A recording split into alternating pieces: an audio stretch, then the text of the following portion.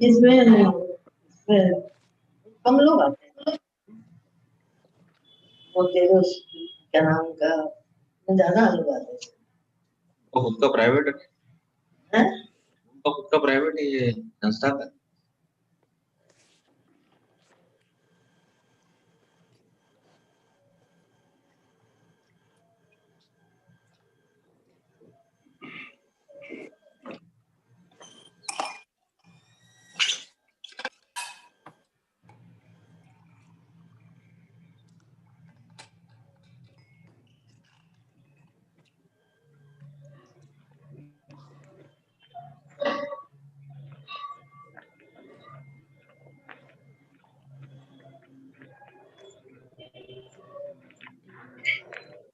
मंगलाचरण से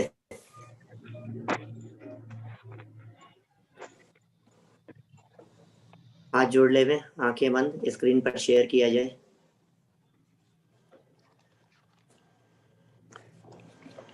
जो एक विकार पदार्थ है, जो एक ज्ञायक भाव निर्मल नित्य निज परमार्थ है, जिसके दर्श वा जानने का नाम दर्शन ज्ञान है।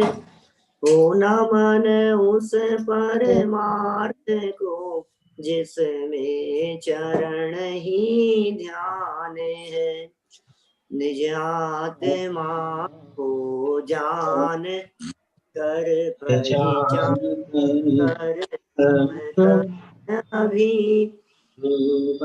जो बन गए परमात्मा पर्याय में भी वे सभी वे साध्य है आराध्य है, आराधना के सार है। हो नमन उन जिन देव को जो भव जलधि के पार है, भव चक्र से जो भव्य जन को सदा पार उतारती, जग जालमय एकांत को जो रही सदा नकारती, निज तत्व को पाकर भविक जिसकी उतारे आरती, नय चक्रमय उपलब्ध नित्य यह नित्य बोधक भारती, नय चक्र के संचार में जो चतुर है प्रतिभूत है, भव चक्र के संहार में जो प्रति समय सनद है, निज आत्मा की साधना में निरत तन मन नगन है, भव्य जन के शरण जिनके चरण उनको नमन है, कर कर नमन निज भाव को जिन जिन गुरु जिन वचन को निज भाव निर्मल करन को जिन वर कथित नाय चक्र को निज बुद्धि बल अनुसार प्रस्तुत कर रहा हूँ विज्ञ जन, ध्यान रखना चाहिए यदि हो कहीं कुछ स्खलन, यदि हो कहीं कुछ स्खलन। परम भाव प्रकाशक नए चक्र के आधार से यहाँ अपनी चर्चा चल रही थी। निश्चय और व्यवहार नयों की इस चर्चा को आगे बढ़ाते हुए हम कल यहां तक पहुंच गए थे कि भाई निश्चय और व्यवहार नए, इनकी परिभाषाओं में थोड़ा सा फर्क भी देखा जा सकता है। कहीं तो भूतार्थ को निश्चय कहते हैं, सत्यार्थ को निश्चय कहते हैं, कहीं अभेद को निश्चय कहते हैं, और कहीं कहीं अभेद करने वाले को व्यवहार भी कह देते हैं। बड़ी विचित्र तरह की बातें थी। समय सार की 7वीं गाथा और समय सार की 27वीं गाथा के आधार पर यहाँ बात को प्रस्तुत किया गया था। गहराई से विचार करने जैसी बातें हैं, और एक ही पॉइंट जो स्मरण रखने योग्य है कल की चर्चा में से, वो इतना याद रखना है कि जो भेद किया जा रहा है या अभेद बताया जा रहा है, वो एक वस्तु में है या दो वस्तुओं में है। भेद और अभेद की चर्चा यदि एक ही वस्तु में होगी तब तो परिभाषा होगी अभेद सो निश्चय और भेद सो व्यवहार, यदि एक ही वस्तु में चर्चा है तो। अब यदि वस्तुएं दो अलग अलग हैं, शरीर और आत्मा, जीव और पुद्गल, जीव और धर्म द्रव्य, जीव और अधर्म द्रव्य, जीव और आकाश द्रव्य, पुद्गल और धर्म द्रव्य, ऐसे दो अलग अलग द्रव्य हैं। यदि उन दो द्रव्यों में भेद और अभेद देखा जा रहा है तो फिर निश्चय व्यवहार की बात बदल जाएगी उस मूल परिभाषा से। और यह सिद्ध किया गया समय सार की 7वीं गाथा के आधार पर और समय सार की 27वीं गाथा के आधार पर। माने बहुत ही सुंदर और मार्मिक प्रकरण था। थोड़ी बहुत जटिलता जैसी भी लगती है, जिनका थोड़ा सा अभ्यास कम होता है उन लोगों को टेंशन नहीं करना, सिर्फ विषय वस्तु को समझने की चेष्टा करते रहना, आपको सारी बात समझ में आती रहेगी। बहुत सरल बातें हैं। जो बात भेद अभेद के संदर्भ में कही गई उसी बात को कर्ता कर्म के संदर्भ में भी लगा लेना। और एक बहुत सुंदर प्रयोग यहाँ प्रस्तुत किया गया था, मैं ही मेरा कर्ता धर्ता। बोलो क्या कहना है आपको, निश्चय कहें या व्यवहार कहें? मैं ही मेरा कर्ता धर्ता, क्या कहें इसे? मैं ही मेरा कर्ता धर्ता, ये निश्चय का कथन है, क्योंकि पर कर्तृत्व का निषेध किया है। नहीं भैया, कोई मेरा कर्ता धर्ता नहीं है, मैं ही मेरा कर्ता धर्ता। पर को कर्ता धर्ता कहना निमित्त आदि की अपेक्षा से व्यवहार है, और पर नहीं, मैं ही मेरा कर्ता धर्ता ये निश्चय है। आप सुनना गजब की बात, मैं मेरा कर्ता धर्ता हूं इसे निश्चय तो कह दिया, निश्चय का कथन, लेकिन यही हमारी दृष्टि उसके भेद पर पड़ जाए कि मैं और मेरा, ख्याल में आ रही है बात? मैं और मेरा, ये जो भेद पड़ गया है, इस भेद का नाम हो गया व्यवहार। बस जिसकी दृष्टि में भेद हाईलाइट हो गया वो व्यवहार नय का विषय हो गया, उस दृष्टि का नाम व्यवहार नय है। और जहां अभेद दिखाई दे रहा है एक वस्तु में, उसका नाम निश्चय नय है। देखिए ये सब चर्चाएं हो गई थी। एक और सुंदर परिभाषा जो कल चर्चा अंतिम चरणों में आई थी, 1 मिनट में कह करके आगे बढ़ूंगा। समय सार की 11वीं गाथा को आधार बनाकर, और वहां 11वीं गाथा के आधार पर यह बात कह दी गई कि सुनो सुनो सुनो भैया, जिस विषय के अवलंबन से आत्मा की प्राप्ति हो, जिस विषय के अवलंबन से आत्मा पकड़ में आए, सम्यक दर्शन की प्राप्ति हो, उसका नाम निश्चय, उसका नाम भूतार्थ है। और जिस विषय के आश्रय से सम्यक दर्शन की प्राप्ति ना हो वो अभूतार्थ है, बस वो व्यवहार है। किसका नाम व्यवहार और किसका नाम निश्चय, ये बड़ी गजब की बात है। और ये बातें गुरुदेव के दिलो दिमाग में इतनी ज्यादा हावी थी कि इस बात के बेस पर उन्होंने जितना प्रतिपादन किया, बोले सब व्यवहार है। क्रियाकांड, पूजन करना, भक्ति करना, व्रत, पूजा, दान, उपवास, सब व्यवहार छे, व्यवहार छे, व्यवहार छे। क्यों व्यवहार? क्योंकि इनके आश्रय से सम्यक दर्शन की उत्पत्ति नहीं होती। जिसके आश्रय से सम्यक दर्शन की उत्पत्ति नहीं होती वो सब व्यवहार के खाते में डाल दो, और जिसके आश्रय से सम्यक दर्शन की प्राप्ति होती है वही निश्चय है। इसलिए भूतार्थ निश्चय और अभूतार्थ व्यवहार, ये 11वीं गाथा का विषय है। मूल गाथा भी यही कहती है, शुद्ध नय भूतार्थ है, अभूतार्थ है व्यवहार नय।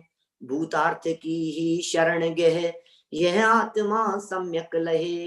भूतार्थ की शरण लेने वाला आत्मा सम्यक दर्शन की प्राप्ति कर लेता है। ये बातें हुई।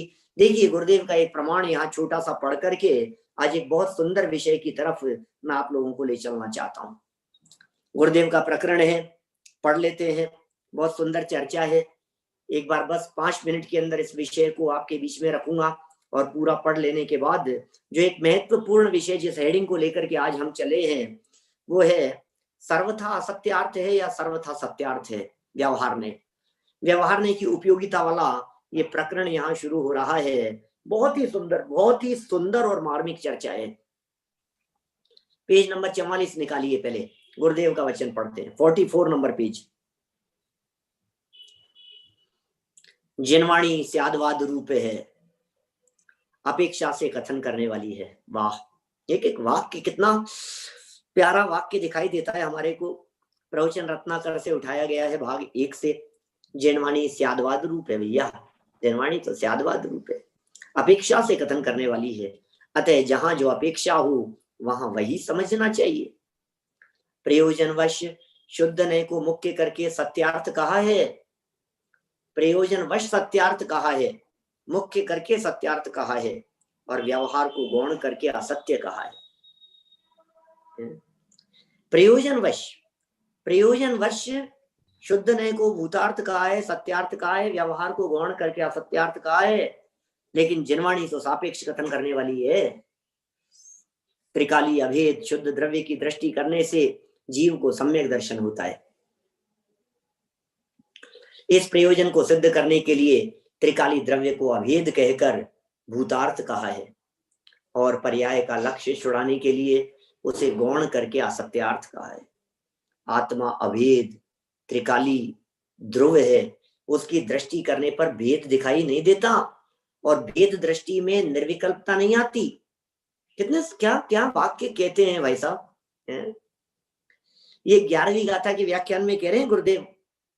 उसकी टीका लिखते समय, टीका तो लिखी नहीं उन्होंने, लेकिन उसके ऊपर प्रवचन करते समय उनके जो प्रवचन प्रकाशित हुए हैं प्रवचन रत्नाकर के रूप में समय सार के, उनसे ली है बात।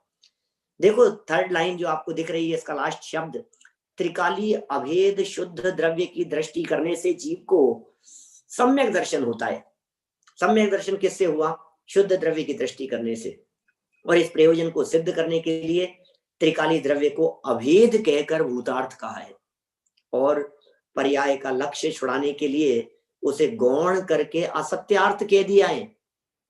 पर्याय का लक्ष्य छुड़ाने के लिए आत्मा अभेद त्रिकाली ध्रुव है, उसकी दृष्टि करने पर भेद दिखाई नहीं देता। अभेद अखंड आत्मा में भेद कहां दिखाई देगा उसकी दृष्टि करने पर? और भेद यदि दृष्टि में आ गया तो फिर निर्विकल्पता नहीं हो सकती, क्योंकि भेद विकल्प खड़े करते हैं। इसलिए प्रयोजनवश भेद को गौण करके असत्यार्थ कहा है। देखिए भैया, जहां भेद होता है ना वहां विकल्प खड़े हो जाते हैं। जितने भेद होंगे उतने विकल्प खड़े होंगे। जब तक भेद होंगे तब तक विकल्प खड़े होते रहेंगे। भेद मिट गए और विकल्प मिट गए। आपको पता है स्कूल में यूनिफॉर्म एक जैसी क्यों होती है स्टूडेंट्स की? यही कारण है। नहीं तो कोई पैसे वाला होगा, कोई क्या पहन करके आएगा, कोई गरीब होगा क्या पहन करके आएगा। सबके यूनिफॉर्म यदि अलग अलग होगी तो कपड़े ही देखते रहेंगे विद्यार्थी, एक दूसरे के यही करते रहेंगे, क्या होगा? नहीं, सबकी यूनिफॉर्म एक जैसी होनी चाहिए। यहां तक कि इतना तक कर देते हैं कि वो यूनिफॉर्म एक जैसी होने पर भी जो कलर वेरिएशन आता है, बोले एक ही शॉप से खरीदोगे आप, यहीं से खरीदोगे। अब वो अलग मैटर है, स्कूल वालों का कमीशन वमीशन और वो सब अलग मैटर है, लेकिन कम से कम एक रूपता तो रहे क्वालिटी की। क्या वो क्वालिटी की एक रूपता से कम भेदों पर दृष्टि नहीं जाएगी। निर्विकल्प होकर के उस बात को सुन सकेंगे, समझ सकेंगे। ये कह रहे हैं भेद दृष्टि में निर्विकल्पता नहीं होती, इसलिए प्रयोजनवश भेद को गौण करके असत्यार्थ कहा है। अनंत काल में जन्म मरण का अंत करने वाला बीज रूप सम्यक दर्शन जीव को हुआ नहीं है। आज तक अनादि काल से इस जीव को सम्यक दर्शन हुआ नहीं है। ऐसे सम्यक दर्शन को प्राप्त करने का प्रयोजन सिद्ध करना है। इससे शुद्ध ज्ञायक को मुख्य करके सत्यार्थ कहा है, और पर्याय तथा भेद को गौण करके व्यवहार कहकर उसे असत्यार्थ कहा है। ये सब कथन करने की शैलियां हैं, बड़े सुंदर प्रयोग हैं ये सब। यदि इनको गहराई से नहीं देखा जाए तो फिर गड़बड़ हो जाती है।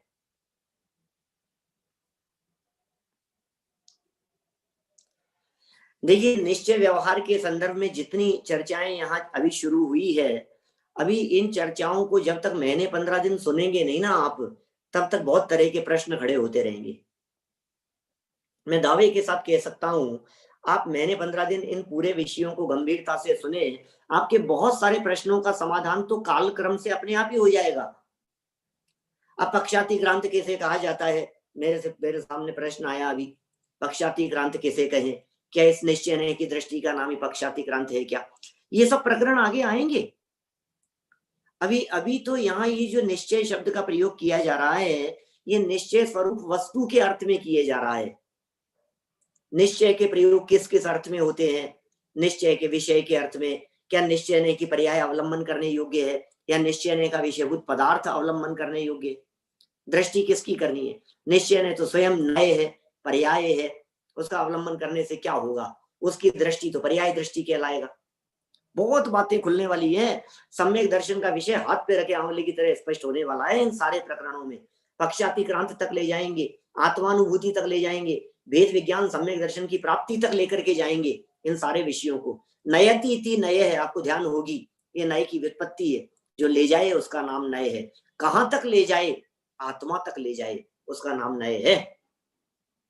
बोलिए भाई साहब, आप कुछ विशेष कहना चाह रहे थे क्या?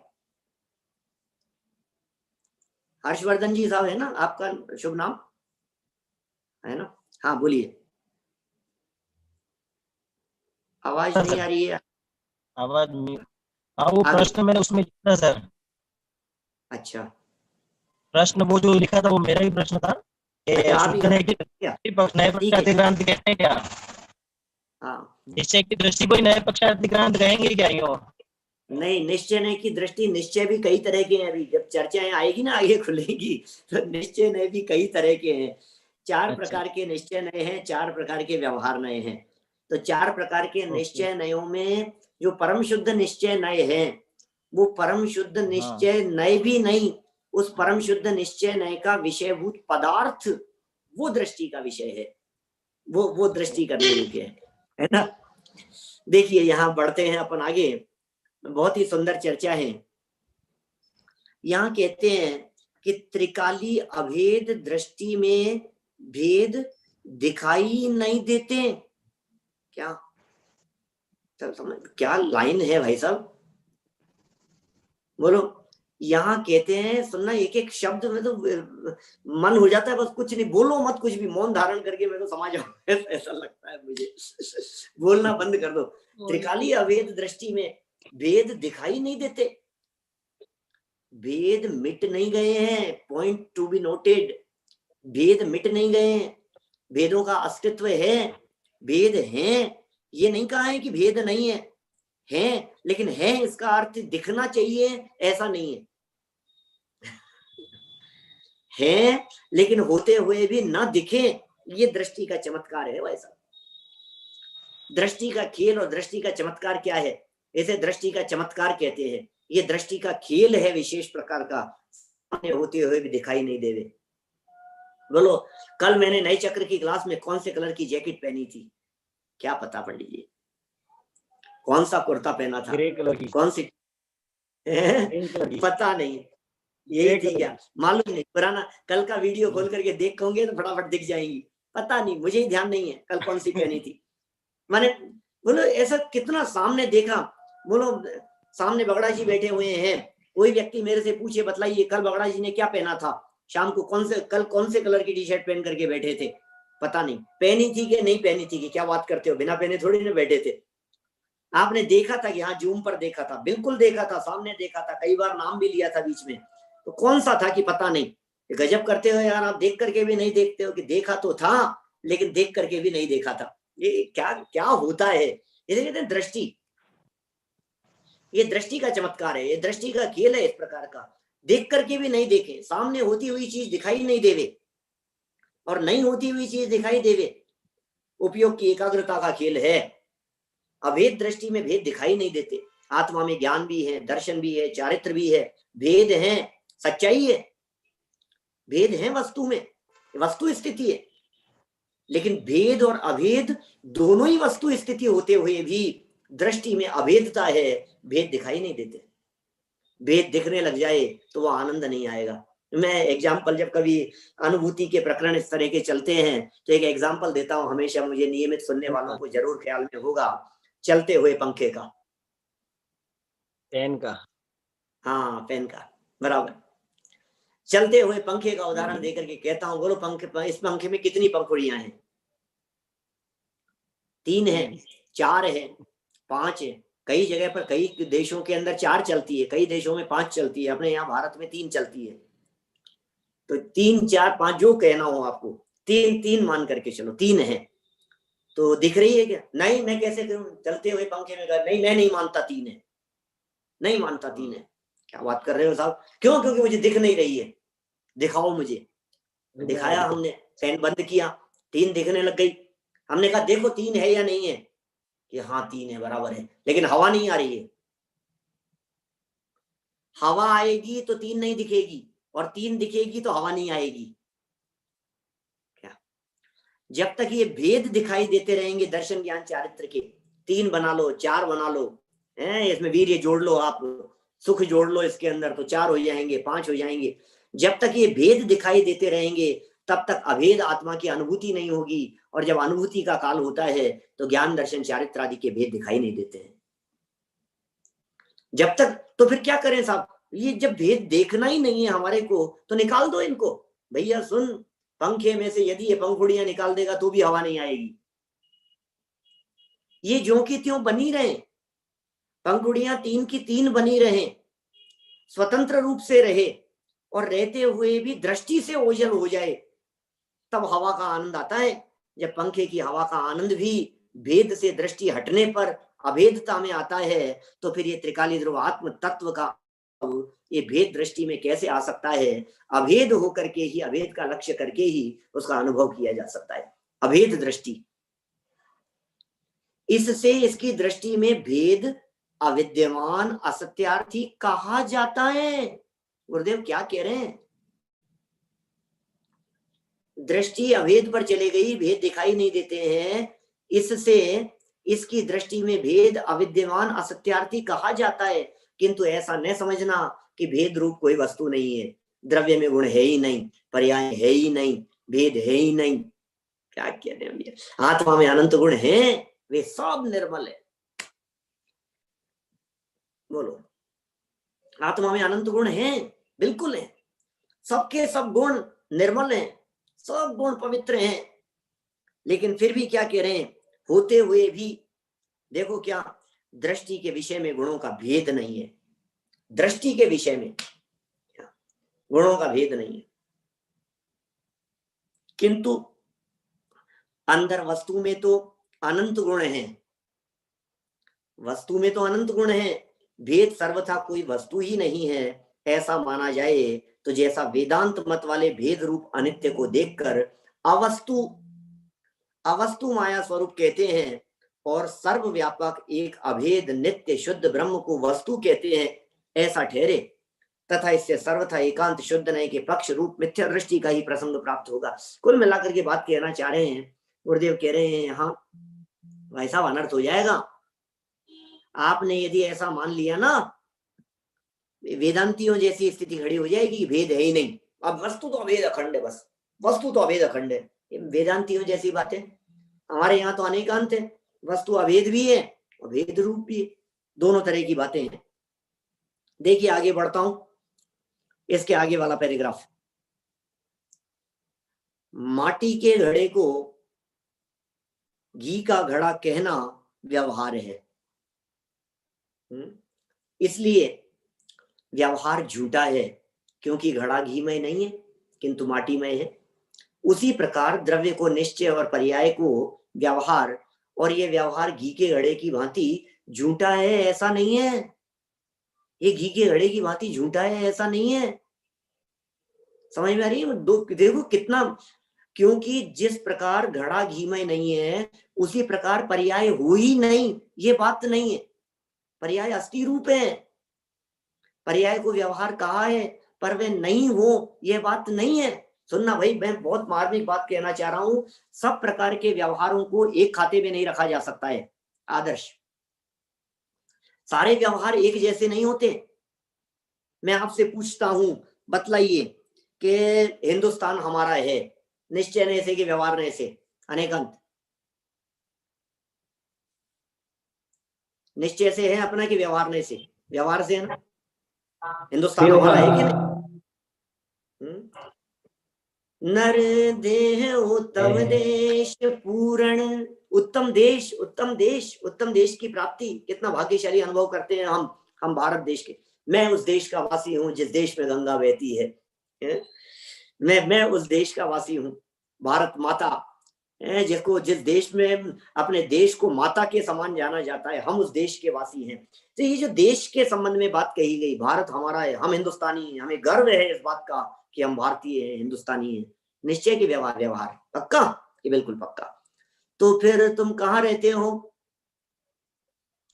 बोलो भाई संभव दिल्ली में। अच्छा, तो जितना दिल्ली के प्रति एकत्व है उतना भारत के प्रति है क्या? और जितना दिल्ली के प्रति है उतना तुम जिस भी कॉलोनी में रहते हो, कहाँ रहते हो मैं तो भूल गया, दिल्ली में जहां भी रहते हो, जहां भी हो समझ लो आप, तो वो उसके प्रति जितना एकत्व है। बोलो साहब, नागपुर हमारा है या हिंदुस्तान हमारा है? अजय जी, नागपुर हमारा है साहब। क्यों हिंदुस्तान हमारे का क्या हुआ? अच्छा, नागपुर आपका है कि क्षीर सागर आपका है?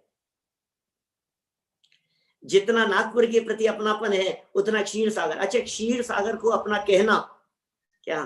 क्षीर सागर आपके मकान का नाम है कि आपके एरिया का नाम है? मुझे नहीं मालूम।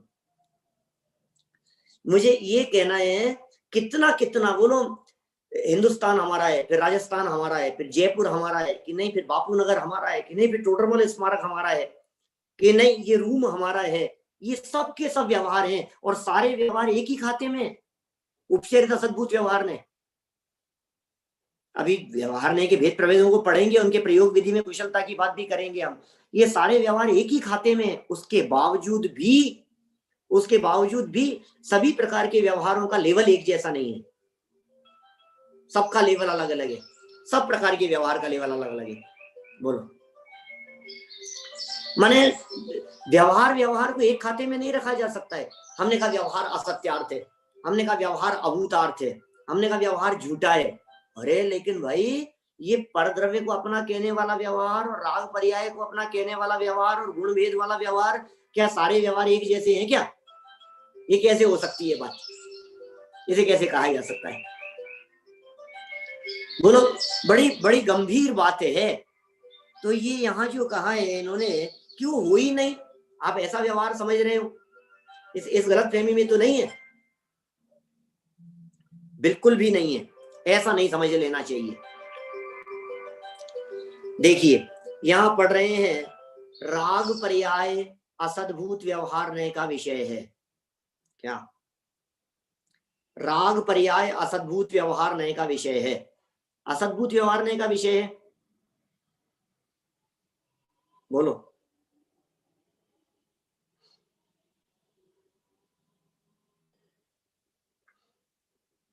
क्या कहना है? असद्भुत है? नहीं नहीं, असद्भुत तो नहीं है, असद्भुत तो नहीं है साहब। राग पर्याय असद्भुत व्यवहार का विषय तो नहीं हो सकता है। ये बात तो जज ने इरेशत गलत छप गया है। कभी जब हम विद्यार्थियों को पढ़ाते हैं ना, तो हमारे कई विद्यार्थी तो इसमें करेक्शन करने लगते हैं। वो ये कहते हैं कि नहीं भाई साहब, ये गलत छप गया है, क्योंकि प्रवचनों में सुना है ना, सद्भूत है वो तो आत्मा में है, ऐसा लगने लगता है। नहीं भाई साहब, ये कुछ है ना, गलत छप गया है इसके अंदर, ये अ गलती से आ गया है, इसको सद्भूत हो जाना चाहिए, अपन इसको सद्भूत कर लेते हैं। अरे भाई साहब, क्या कर रहे हो आप? ये गुरुदेव की वाणी है, पंचाध्यायी के नए के हिसाब से है। अमन, सही कहा तुमने। गुरुदेव के दिलो दिमाग में पंचाध्यायी के नए अत्यंत हावी थे, इसलिए गुरुदेव के वचन जहां जहां पढ़ेंगे आप, वहां राग पर्याय व सद्भूत व्यवहार का विषय, उन्हीं का कोटेशन उठाया है यहाँ। इन पर्यायों को अभूतार्थ कहा है, इस कारण वे पर्याय है ही नहीं, या घी के घड़े के समान झूठी है, ऐसा नहीं है। क्षायिक आदि चार भावों को परद्रव्य और परभाव कहा है, इसमें इससे वे पर्याय है ही नहीं, झूठी है, ऐसा नहीं है। घड़ा कुम्हार ने बनाया है, ऐसा कहना जैसा झूठा है, उसी प्रकार अशुद्ध पर्यायों को व्यवहार कहा, अतः वे पर्याय भी झूठी है, ऐसा नहीं है। क्या कितनी कितनी गहराई से बात कर रहे हैं, कितनी मार्मिक बात कह रहे हैं। आप क्या समझ रहे हैं? इन इन बातों को ऐसा झूठा नहीं कहा जा सकता है। पेज बदलना भैया, स्क्रीन अटक गई क्या? जीवत्व, भव्यत्व, अभव्यत्व आदि पर्याय नय के विषय हैं, अतः वे व्यवहार नय से भूतार्थ हैं, पर्याय नहीं है ऐसा नहीं है। ओहो, ये व्यवहार नय से भूतार्थ कह दिया। क्या क्या शैली है भाई साहब। कभी कभी तो ये इसीलिए तो नए को चक्कर कह करके पुकारते हैं। चक्कर समझ में नहीं आता है, पढ़िए, चक्कर समझ में नहीं आता है। व्यवहार नय से भूतार्थ है माने वस्तु में विद्यमान है। भूतार्थ है माने ये व्यवहार नय से भूतार्थ है माने वस्तु में विद्यमानता के अर्थ में बात कही जा रही है, पर्याय नहीं है ऐसा नहीं है। चलो एक और पर्याय, ये पैराग्राफ पढ़ते हैं। यहाँ क्या कह रहे हैं, वचन पढ़िए, गुरुदेव का ही वचन है आगे। फिर द्रव्यार्थिक नय से पर्याय को अभूतार्थ कहा, अतः पर्याय है ही नहीं ऐसा नहीं है, किंतु निश्चय नय की मुख्यता से पर्याय को गौण करके, निश्चय की मुख्यता की पर्याय को गौण कर दिया, और पर्याय को गौण करके व्यवहार कहकर वहां से दृष्टि हटाने के प्रयोजन से उन्हें असत्यार्थ कहा है। दृष्टि हटाने के लिए असत्यार्थ कह दिया। इससे ऐसा मानना कि पर्याय है ही नहीं, ये ठीक नहीं है। ऐसा मत समझ लेना कि पर्याय है ही नहीं, ये बात ठीक नहीं है। जिस प्रकार घी का घड़ा वाला व्यवहार झूठा है, उसी प्रकार सभी व्यवहार झूठा है, ये मानना ठीक नहीं। ये वो व्यक्तित्व कह रहे हैं जो व्यक्तित्व जीवन भर ये कहते रहे व्यवहार झूठा है, व्यवहार झूठा है, व्यवहार असत्यार्थ है, व्यवहार अभूतार्थ है, व्यवहार को मत मानो। ये वो गुरुदेव वो क्या कह रही है, उनका वचन दादा ने क्या छांट करके लाइनें ला करके रखी है सामने। ये गुरुदेव कह रहे हैं कि भाई साहब घी का घड़ा वाला व्यवहार झूठा है, उस प्रकार सभी व्यवहार झूठा है, ये मानना ठीक नहीं है। सारे व्यवहार को झूठा मत मानना। नयों का कथन जहां जैसा हो वहां वैसा समझना चाहिए। यदि ठीक तरह से न समझोगे तो विपरीतता हो जाएगी। आचार्य अमृतचंद्र स्वामी कहते हैं तू नए विभाग को नहीं जानता इसलिए अनर्थ करता है, तुझे नए की खबर नहीं है, तुझे विवक्षाओं की खबर नहीं है। जो बात जिस अपेक्षा से कही जा रही है वो तुम समझ नहीं पा रहे हो। अपेक्षाओं को समझ लोगे तो विवाद नहीं होगा। भैया हर विवाद का हल हो सकता स्यादवाद के द्वारा। दुनिया का कोई ऐसा झगड़ा नहीं है, कोई ऐसा विवाद नहीं है जिस विवाद का निपटारा स्यादवाद के द्वारा नहीं किया जा सकता हो। हर तरह का विवाद निपट सकता है, स्यादवाद दृष्टिकोण होना चाहिए, अनेकांतिक दृष्टिकोण होना चाहिए, प्रतिपक्ष की स्वीकृति होनी चाहिए। ये भी एक पक्ष है, ये भी एक बात है। इनकी भी कोई विवक्षा हो सकती है, इनके कहने का अभिप्राय कुछ और हो सकता है। विवक्षाओं को समझेंगे तो झगड़े खड़े नहीं होंगे, विवक्षाओं को समझेंगे तो किसी तरह की कोई प्रॉब्लम खड़ी नहीं होगी। ये समझना पड़ेगा हमारे को। बार बार में समझिए आप इन सब बातों को, सारी बातें स्पष्ट हो जाएगी, आनंद आएगा बड़ा। देखिए अब एक महत्वपूर्ण तथ्य यहाँ स्पष्ट कर रहे हैं हम आपको, बहुत सुंदर और महत्वपूर्ण तथ्य मैं आपके सामने यहाँ स्पष्ट कर रहा हूं, जिसमें व्यवहार नय को अभूतार्थ कहना के भूतार्थ कहना, ये जो चर्चाएं चल रही है ये कुछ अलग हटके चर्चाएं हैं। सुनो प्रकरण पढ़ते हैं, यहाँ नई चर्चा है, अलग हटके चर्चा है। कुछ लोग तो समाज में ऐसे मिलते हैं जो व्यवहार नय को सर्वथा असत्यार्थ कह देते हैं, कुछ लोग ऐसे मिलते हैं जो व्यवहार नय को सर्वथा सत्यार्थ कह देते हैं। क्या तो सत्यार्थ कहने वालों की क्या गलती है और असत्यार्थ कहने वालों की क्या गलती है? ये दोनों प्रकार की भूलें जब तक नहीं निकलेंगी तब तक गड़बड़ होती रहेगी। निकालनी तो पड़ेगी हमारे को ये दोनों प्रकार की भूलें। सर्वथा सत्यार्थ मानने में क्या प्रॉब्लम है भाई साहब, और सर्वथा असत्यार्थ मानने में क्या प्रॉब्लम है? देखो समय सार की 14वीं गाथा की टीका को यहाँ प्रस्तुत कर रहे हैं। मैंने कल भी आपके सामने ध्यान आकर्षित किया था, कितनी समय सार की गाथाओं को बीच बीच में यहाँ रखते हैं। ये समय सार की 7वीं पढ़ा दी, समय सार की 27वीं गाथा पढ़ा दी, फिर समय सार की 11वीं गाथा पढ़ा दी, अब समय सार की 14वीं गाथा यहाँ पढ़ा रहे हैं। फिर आगे चल करके समय सार की 8वीं गाथा यहाँ पढ़ाएंगे। माने जगह जगह कैसे समय सार की गाथाएं यहाँ प्रस्तुत कर रहे हैं, इससे लगता है समय सार कितना स्पष्ट हो जाने वाला है इन सब बातों को देखकर। देखिए 14वीं गाथा की टीका में भी व्यवहार नय के विषय को बद्ध स्पष्ट आदि भावों को व्यवहार से भूतार्थ, पॉइंट टू बी नोटेड, व्यवहार से भूतार्थ और निश्चय से अभूतार्थ कहा गया है। तात्पर्य यह है कि व्यवहार को सर्वथा असत्यार्थ न कहकर कथनचित असत्यार्थ कहा गया है। क्या व्यवहार असत्यार्थ है या नहीं? व्यवहार ने अभूतार्थ है या नहीं? बिल्कुल अभूतार्थ है। व्यवहार ने असत्यार्थ है या नहीं? बिल्कुल असत्यार्थ है, लेकिन सर्वथा नहीं। हमारे समंत भद्राचार्य देव कहते हैं सर्वथा नियम त्यागी यथा दृष्टिम अपेक्षित है। सर्वथा के नियम का त्याग है हमारे यहाँ, सर्वथा नहीं है, यथा दृष्टिम अपेक्षित है। हम अनेकांतवादी हैं, हमारा प्रत्येक वचन, हमारा प्रत्येक वाक्य अनेकांतिक होगा, अनेकांत स्वरूप होगा। एकांत की गंध नहीं है, दुर्गंध नहीं है हमारे यहाँ, क्योंकि हम एकांतवादी नहीं है। देखिए यहाँ व्यवहार नय को सर्वथा असत्यार्थ मानने वालों को, व्यवहार नय को सर्वथा असत्यार्थ, सर्वथा, सर्वथा का मतलब समझे आप, 100% ये तो झूठा ही है। व्यवहार नहीं तो, व्यवहार में तो मानने योग्य नहीं है, व्यवहार में तो झूठा है, खत्म। व्यवहार की बात ही मत करो यार, हम बात नहीं करते व्यवहार नहीं की।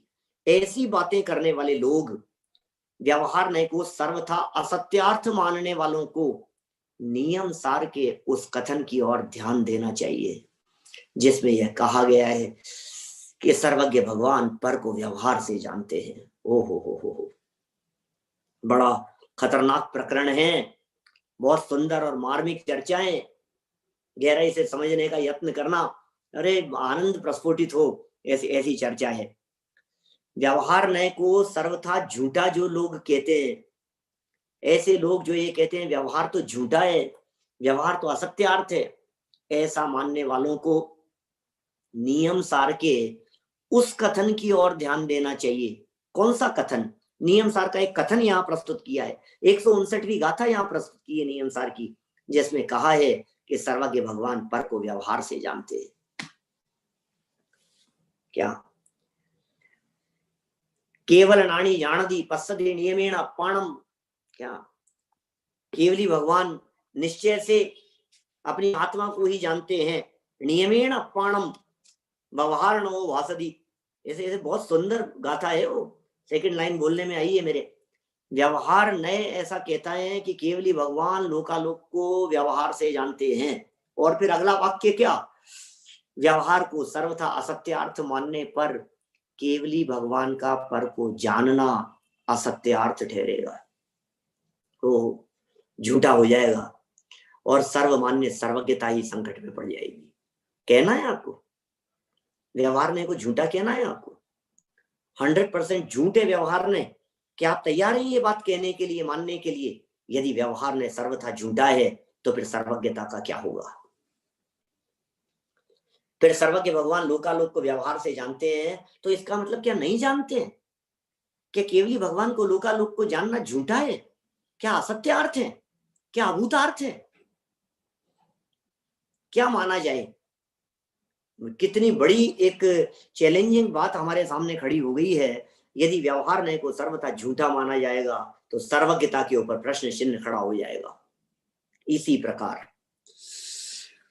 व्यवहार को सर्वथा सत्य मानने वालों को, ओ व्यवहार नय को यदि सर्वथा सत्य मान लिया जाए, 100% सत्य मान लिया जाए व्यवहार नय को, इनको नियम सार के उस कथन की ओर ध्यान देना चाहिए जिसमें यह कहा है,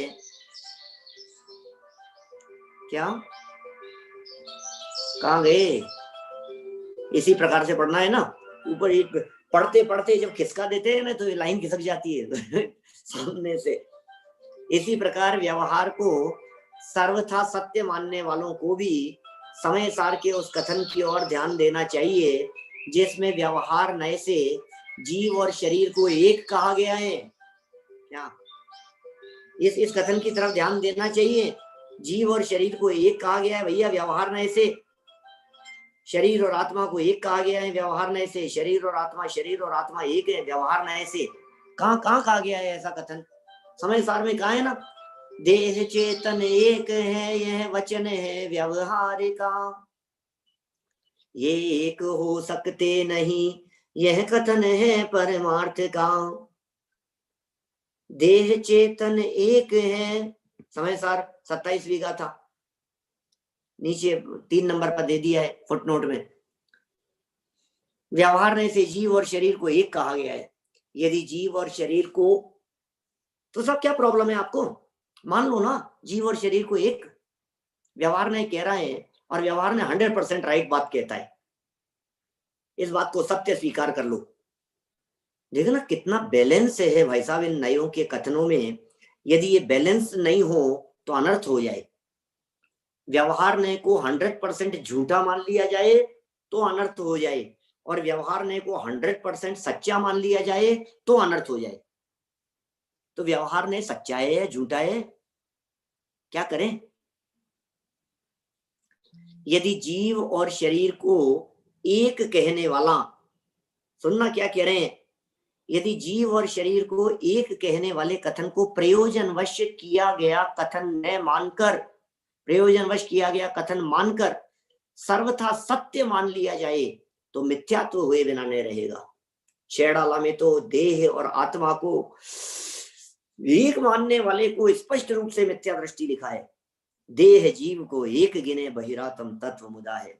देह जीव को एक गिने, ओह क्या लाइन कह दी है छेड़ाला की लाइन। दूसरी ढाल की लाइन है, शरीर और आत्मा को एक गिने, गिने शब्द का प्रयोग किया है। देह जीव को एक गिने, गिने क्या होता है? गिनना क्या होता है? गिनना माने मानना, मान्यता के अर्थ में है। जो शरीर और आत्मा को एक मानते हैं बहिरातम, बहिरात्मा है वो। तत्व मुदा, तत्व के संबंध में मूढ़ है, मूर्ख है। शरीर और आत्मा को एक मानने वाले बहिरात्मा है, शरीर और आत्मा को एक मानने वाले तत्व के संबंध में मूढ़ है। देह और जीव को एक मानने वाला बहिरात्मा, बहिरात्मा है, वह तत्व के बारे में मूर्ख है, अर्थात मिथ्या दृष्टि। बहिरात्मा, बहिर, बहिर मतलब बाहर, आत्मा, जिन्होंने आत्मा की कल्पना बाहर में की हुई है, जिनकी आत्म बुद्धि बाहर में दौड़ती है, बहिरात्मा है वे। और इन्हें किसी अलग शब्दों में प्रयोग किया जाए तो कह देते हैं बहरे आत्मा है। बहिरात्मा कौन है? बहरे आत्मा है। एक विद्यार्थी ने बोल दिया था, बेचारा ना समझता, पढ़ा रहे थे हम, बहुत सालों पहले की बात है, और पूछा आत्मा कितने प्रकार की? बोले एक बहरे आत्मा, एक अंतरात्मा, एक परमात्मा। मैंने कहा बहरे आत्मा? एक बार तो पूरी क्लास हंसने लग गई, सब हंसने लग गए। फिर मैंने कहा सच में जो बहिरात्मा है वो बहरे आत्मा है। ऐसा नहीं, जितना उन्हें कहा जाता है कुछ नहीं सुनते हैं। सुनते हुए से दिखते तो हैं लेकिन कुछ नहीं सुनते, कुछ नहीं सुनाई देता है उनको, वो सब बहरे हैं। भगवान महावीर स्वामी की नहीं सुनते, जनवाणी की नहीं सुनते, आचार्यों की नहीं सुनते, संतों की नहीं सुनते। कैसे आत्मा है वो? बोले बहरे आत्मा है। कौन है वो? बहिरात्मा, बहिरात्मा है वे। शरीर आत्मा को एक मानने वाले बहिरात्मा है। अतः यह जानना चाहिए कि व्यवहार नय के उक्त दोनों ही कथन प्रयोजनवश किए गए सापेक्ष कथन है। अतः कथनचित सत्यार्थ और कथनचित असत्यार्थ है। क्या है भाई साहब? ये कथनचित का बड़ा रहस्य छिपा है इस कथनचित में। जो इस कथनचित के रहस्य को जानते हैं वे ज्ञानी हैं। जो इस कथनचित के रहस्य को समझते हैं वे समझदार हैं। जो इस कथनचित के रहस्य को जानते हैं वे तत्व को जानने वाले होते हैं। और जिन्हें ये कथनचित का रहस्य समझ में नहीं आता है वे मूढ़, मिथ्या दृष्टि, अज्ञानी बने रहते हैं। कथनचित कोई बात नहीं। क्या बात कर रहे हो आप? अपने आप को डॉक्टर संजीव गोदा कह रहे हो? क्या बात कर रहे हो आप? क्यों, क्या हो गया भैया? कथनचित सत्यार्थ है, इस देह का नाम है। दुनिया में लोग इसी नाम से पुकारते हैं, इसलिए ये कहा जाता है कथनचित सत्यार्थ है। और गिने तो माने तो मिथ्या दृष्टि। कहना व्यवहार है, मानना मिथ्यात्व है। क्या देह को अपना कहना ज्ञानी भी कहते हैं, वितरागी संत भी कहेंगे। अमृत चंद्र आचार्य अपने आप को अमृत चंद्र स्वामी कह रहे हैं। स्वरूप गुप्त अमृत चंद्र का कुछ कर्तृत्व नहीं है। समय सार की टीका पूरी करते समय वे कहते हैं स्वरूप गुप्त अमृत चंद्र का इसमें कुछ कर्तृत्व नहीं है। अपना नामोल्लेख कर रहे हैं, अमृत चंद्र कह करके पुकार रहे हैं अपने आप को, कोई दिक्कत नहीं है। टोडरमल जी कहते हैं मैं टोडरमल नाही, मैं टोडरमल नाही, टोडरमल कहे सब लोए। क्या क्या व्यवहार की स्थापना फिर व्यवहार का निषेध एक ही लाइन के अंदर यदि देखना हो टोडरमल जी की लाइन में तो गजब का कमाल किया है। मैं टोडरमल नहीं, क्यों उन्होंने ये क्यों नहीं लिखा कि मैं संजीव नहीं? इसका मतलब कहीं ना कहीं दिमाग में लोग मुझे टोडरमल कहते हैं व्यवहार की दृष्टि से, वो बात छिपी बैठी है क्या? टोडरमल का निषेध क्यों किया आपने, ये बतलाइए। बोलो अजय जी, आप यदि निषेध करो कि मैं अजय नहीं हूं तो इसका मतलब आपने ये इसका निषेध क्यों किया? आपने बोलते समय, मैं बोलते समय ये क्यों नहीं बोल रहा हूं कि मैं अजय नहीं हूं, मैं विजय नहीं हूं, मैं संयम नहीं हूं, मैं संभव नहीं हूं, मैं ये क्यों नहीं बोल रहा हूं? मैंने ये क्यों बोला कि मैं संजीव नहीं हूं? इसका मतलब अंदर में ये बात कहीं ना कहीं बैठी हुई है कि मैं संजीव हूं। क्या ये व्यवहार है, लेकिन ये व्यवहार प्रयोजन भूत नहीं है, ये व्यवहार अपनाने योग्य नहीं है, ये व्यवहार आश्रय योग्य नहीं है। मेरे श्रद्धा और मेरी मान्यता में इस व्यवहार का कोई स्थान नहीं है। इसलिए अगले ही वाक्य के अंदर कह दिया कि ये मैं नहीं हूं, मैं टोडरमल, और फिर कह दिया नहीं। दुनिया कहती है, दुनिया इस नाम से जानती है, पुकारती है, कथनचित सत्यार्थ और कथनचित असत्यार्थ, ऐसा है स्वरूप। देखिए बड़ा गजब का प्रश्न आगे उठाया है, आखिर कथनचित सत्यार्थ क्यों कहा है, कथनचित असत्यार्थ क्यों कहा है? ये प्रश्न तो हमारे दिलो दिमाग में उठते ही हैं, है ना?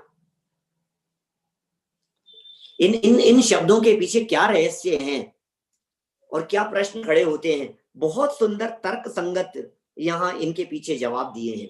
यहाँ एक प्रश्न संभव है, वे कौन सा प्रयोजन आ पड़ा था? क्या जरूरत थी भैया? कौन सा प्रयोजन आ पड़ा था? ऐसी क्या मजबूरी थी आपको?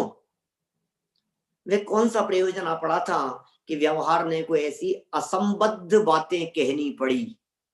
क्या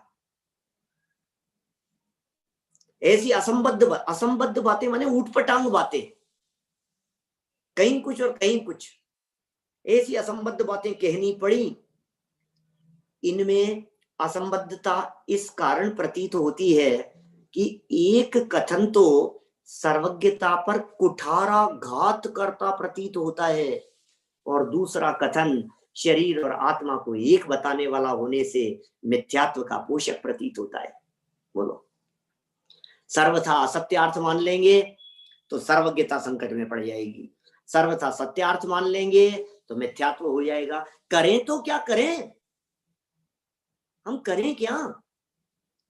व्यवहार नहीं तो सच्चा है भैया, हमने व्यवहार ने को सच्चा कहा है भैया, व्यवहार ने को सच्चा मानने से मिथ्या दृष्टि हो जाते। अच्छा ठीक है, मैं व्यवहार ने को मानता ही नहीं हूं, तो क्या हो जाएगा? सर्वज्ञता संकट में पड़ जाएगी। अच्छा सर्वज्ञता संकट में पड़ जाएगी, ठीक है, मैं व्यवहार ने को 100% मानता हूं। अरे भैया मिथ्या दृष्टि हो जाएगा। अरे तो भैया मैं करूं क्या? व्यवहार ने को सच्चा मानूं कि झूठा मानूं? इसी का नाम अनेकांत है भैया, अनेकांत से स्वीकार करो। न उसे सच्चा कहो, न उसे झूठा कहो, न उसे 100% सच्चा कहो, न उसे 100% झूठा कहो। तो कितने परसेंट कहे पंडित जी? 50% झूठा कह दें, 50% सच्चा कह दें? अरे ऐसा परसेंटेज नहीं लगता है। जिस अपेक्षा से उसे सत्यार्थ कहा जा रहा है, उस अपेक्षा से 100% सही है वो बात, और जिस अपेक्षा से उसे झूठा कहा जा रहा है उस जगह पर वो बात 100% झूठ है। अपेक्षा लगानी पड़ेगी, अपेक्षा से समझो। यहाँ अपेक्षा समझा रहे हैं। बोलो कैसा प्रश्न उठाया है यहाँ पर, एक प्रश्न इस तरह का यहाँ सामने रख दिया है। देखिए इन दोनों बातों का, जो ये बातें यहाँ उठाई है, इन बातों का यहाँ जवाब देंगे। बिल्कुल सही कह रहे हैं, हमारे YouTube पर जवाब दे रहे हैं घी के घड़े के संदर्भ में। घी का घड़ा कहना कथनचित सत्यार्थ है। उसको घी का घड़ा क्यों कहा गया? उसे पानी का क्यों नहीं कहा गया? उसे दूध का क्यों नहीं कहा गया? बोलो, वो घड़ा उसे मिट्टी का क्यों नहीं कहा गया? उसे पीतल का क्यों नहीं कहा गया? आप समझना कितनी कितनी तरह की अपेक्षाएं लगेंगी इन सब बातों में। मैंने पहले भी, मैंने 2-3 दिन पहले भी आपके बीच में इस तरह की बात रखी है कि आखिर घी के घड़े को घी के संयोग की वजह से, मतलब वो सर्वथा झूठ नहीं है और सर्वथा सत्य भी नहीं है। था तो मिट्टी का घड़ा होते हुए भी उसे घी के संयोग के आधार पर घी का कहा। ये व्यवहार है, लगावटी बात कर रहा है, लेकिन इसका अर्थ कोई व्यक्ति ऐसा न समझ लेवे कि इसको तो किस व्यवहार में तो कुछ भी चलता है भैया, व्यवहार में तो कुछ भी चलता है। सुनो भैया, जो पेन आपके हाथ में है आदर्श, जिस पेन से लिख रहे हो, ये जो पेन आपके हाथ में है, इस पेन को अपना कहना ये व्यवहार तभी हो सकता है जब ये पेन आपको आपके पुण्य पाप कर्म के उदय से मिला हो।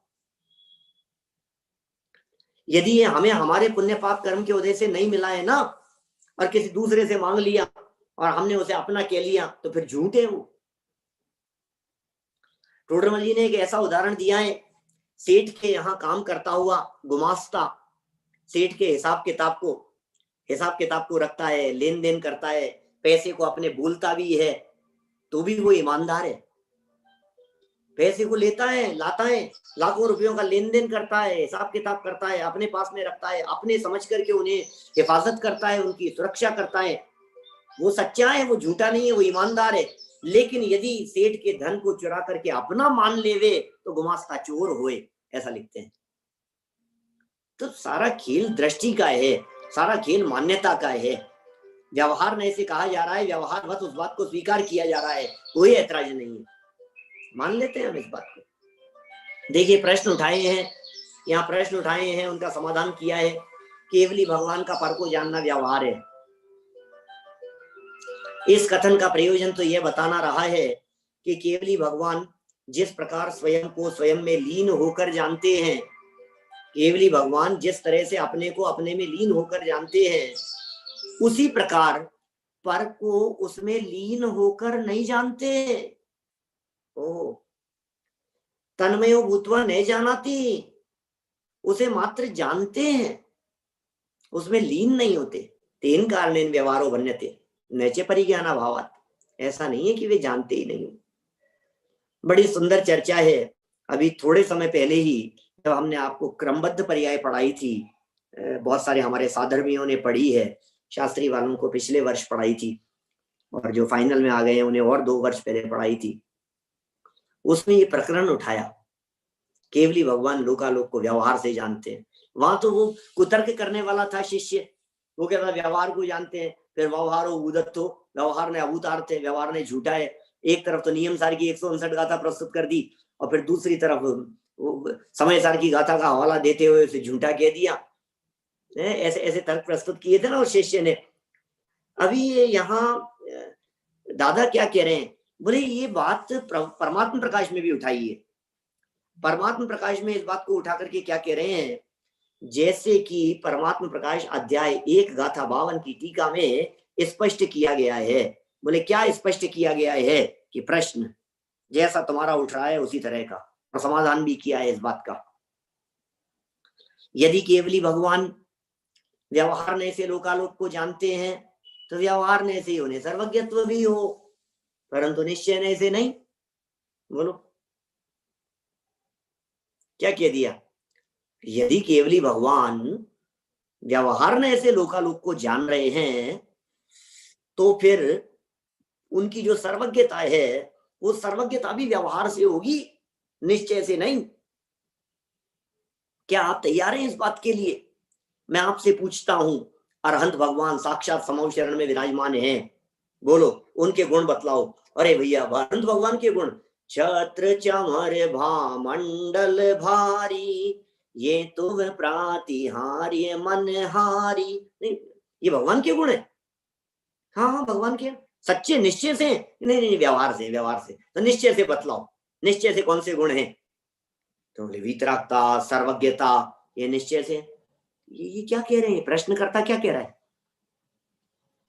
भगवान की सर्वज्ञता व्यवहार से हो जाएगी, सर्वज्ञता के ऊपर प्रश्न चिन्ह खड़ा हो जाएगा, और सर्वज्ञता व्यवहार का मतलब ये होता है, सर्वज्ञ भगवान लोकालोक को नहीं जानते हैं। सर्वज्ञता झूठी होने का मतलब समझते हो? सर्वज्ञता झूठी होने का मतलब है आगम झूठा हो गया। सर्वज्ञता झूठी होने का मतलब है 24 तीर्थंकर नहीं होते, झूठी बात हो जाएगी। सर्वज्ञता झूठी होने का मतलब है तीर्थंकरों का कथन, केवलियों का कथन, पूरा द्वादशांगमयी जनवाणी, उपलब्ध साहित्य, मुनिराज, सब कुछ फर्जी हो जाएगा, क्योंकि सब सर्वज्ञता के आधार पर टिका हुआ है। सर्वज्ञता नहीं तो सब कुछ खत्म। सर्वज्ञता ही नहीं है, क्या करोगे? सर्वज्ञ नहीं है तो स्वर्ग नरक गायब हो जाएंगे।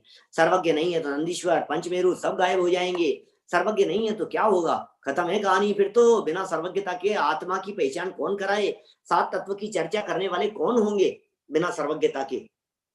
केवली भगवान व्यवहार से जानते हैं लोकालोक को। भाई साहब प्रश्न उठाया है, व्यवहार से जानते हैं, व्यवहार झूठा है, व्यवहार सर्वथा असत्यार्थ है, तो फिर सर्वज्ञता भी व्यवहार से, बोलो, निश्चय से नहीं होगी। उसे क्यों कह दिया है? वे लोकालोक को व्यवहार से जानते हैं, यह कथन क्यों किया गया है? देखिए, इतनी बात पूरी करके नीचे इसका जवाब पढ़ के बात को पूरी करूंगा। इनके संदर्भ में और जो विशेष बातें खुली है सर्वथा सत्यार्थ के संदर्भ में, सर्वथा असत्यार्थ के संदर्भ में, वो प्रकरण कल और महत्वपूर्ण आगे बढ़ाएंगे। अभी देखिए नीचे उत्तर को ऊपर कर दिया जाए अच्छे से, देखो पूरा कर दो भैया, जिससे फिर डिस्टर्ब नहीं हो गए अपन। हाँ, क्या कह रहे हैं?